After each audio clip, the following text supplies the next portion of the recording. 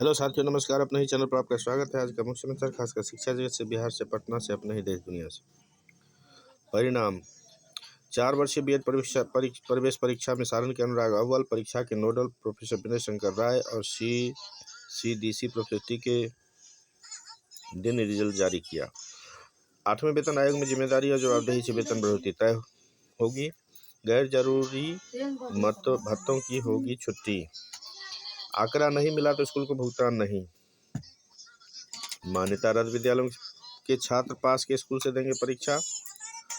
CBSE ने inter matric वार्षिक परीक्षा में शामिल होने वाले छात्रों को सेंटर परीक्षा की तिथि की घोषणा कर दी है। बोर्ड ने मान्यता रद्द स्कूलों के विद्यार्थियों के लिए भी दिशा निर्देश जारी किया है। समिति ने कहा है कि वर्तमान सत्र 24-26 के लिए मान्यता प्राप्त शिक्षण संस्थान में विधिवत नामांकित विद्यार्थी जिनका ऑनलाइन आवेदन भरा गया है, वो किसी कारणवश उक्त शिक्षण संस्थान की मान्यता निलंबित रद्द वापस ली गई है, उन संस्थान के छात्रों को निकट के स्कूलों के साथ संपर्क कर सेंटर में शामिल कराना होगा। समिति ने डीओ को वीसी से निर्देश दिया है। कहा कि सेंटर में शामिल नहीं होने वाले या असफल रहने वाले छात्रों को मुख्य परीक्षा में बैठने की अनुमति नहीं दी जाएगी। इस शिक्षा कोष पर मध्याह्न भोजन की रिपोर्ट 4 बजे के बाद भेजने वाले विद्यालयों पर नकेल कस दी गई है। जो भी विद्यालय 4 बजे के बाद एमडीएम की रिपोर्ट भेजेंगे, वैसे विद्यालयों को उस दिन की लागत मूल्य का भुगतान नहीं किया जाएगा। इसे लेकर मध्याह्न भोजन योजना के निदेशक विनय मिश्र ने सभी जिला शिक्षा पदाधिकारी और डीपीओ मध्याह्न भोजन योजना पत्र लिखा है। उन्होंने कहा कि इस शिक्षा कोष पर एमडीएम के लिए की गई समीक्षा में पाया गया कि कई विद्यालय के बाद 12 बजे तक या 12 के बाद भी एमडीएम संबंधित आंकड़ा दर्ज कर रहे हैं।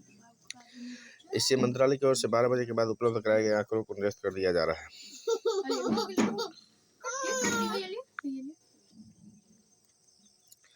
ये थे कुछ मुख्य समाचार। जानकारी हेल्पफुल लगे तो प्लीज अपने ही चैनल को लाइक शेयर सब्सक्राइब करें, दोस्तों में शेयर करें, बेल आइकन को जरूर दबाएं। धन्यवाद। केंद्र सरकार ने मंगलवार को 8वें वेतन आयोग के बाकी 2 सदस्यों के नाम की घोषणा के साथ ही इसके कामकाज के तरीके का भी ऐलान कर दिया। नए वेतन आयोग का मकसद वेतन वृद्धि के लिए कर्मचारियों में जिम्मेदारी, जवाबदेही और प्रदर्शन को आधार बनाना होगा। वेतन आयोग कर्मचारियों के वेतन, भत्ते, बोनस, पेंशन और अन्य सुविधाओं में जरूरी बदलावों की सिफारिश करेगा ताकि ऐसा वेतन ढांचा तैयार हो जो काम को बेहतर करने के लिए प्रोत्साहित करने वाला और कार्य प्रदर्शन आधारित हो। अधिसूचना के अनुसार आयोग के अध्यक्ष जस्टिस रंजना प्रकाश देसाई के अलावा प्रोफेसर पुलक घोष अंशकालिक सदस्य और पंकज जैन सदस्य सचिव होंगे। आयोग का मुख्यालय नई दिल्ली में होगा। आयोग को रिपोर्ट 18 महीने के अंदर सरकार को सौंपनी होगी। अगर पिछले वेतन आयोगों की तर्ज पर बदलाव किए जाते हैं तो वेतन और पेंशन में बड़ा इजाफा संभव है।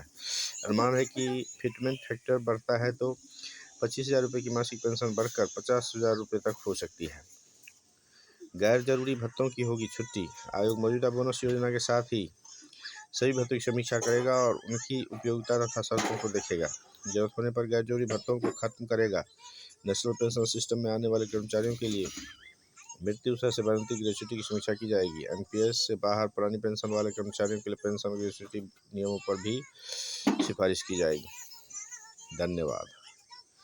ये जानकारी अच्छा लगे तो प्लीज़ अपने चैनल को लाइक से सब्सक्राइब करें, दोस्तों में शेयर करें, बेल आइकन जरूर दबाएं। धन्यवाद।